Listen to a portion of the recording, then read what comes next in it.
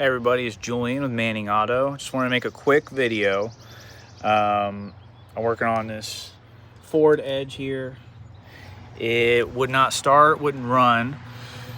Different shop looked at it and found nothing, essentially. They were kind of on the right path. They ended up replacing, just putting on a relay.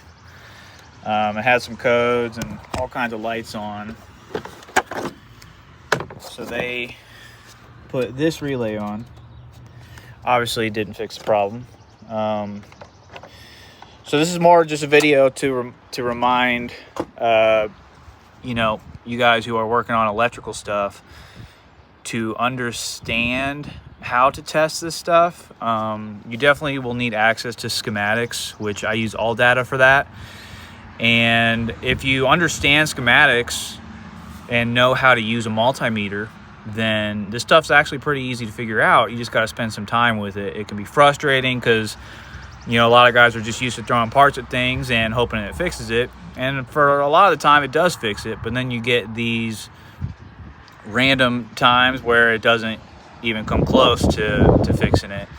And essentially what I found, I was doing some electrical testing on that circuit for that relay, and it is actually the circuit that comes from the engine control module and kind of turns everything else on.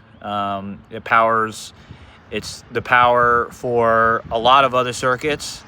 And so, just through some testing, I found I wasn't getting a very small amount of voltage to the wire here that it comes from into the relay, and very small amount of voltage.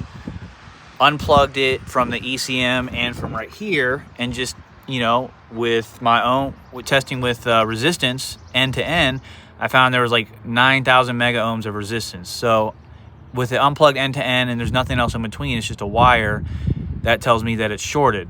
Now, unfortunately, this wire runs all around behind like the engine. There was no way I was going to be able to find that short. So I actually just ran a new wire and started right up. So, do your electrical testing. It can be frustrating at times, but if you take the time to do it, you can actually figure out the problem. And then you actually have a customer who trusts you with their vehicle. Instead of you telling them, oh, I don't know what it is, take it somewhere else. You can be that guy that fixes it. Peace.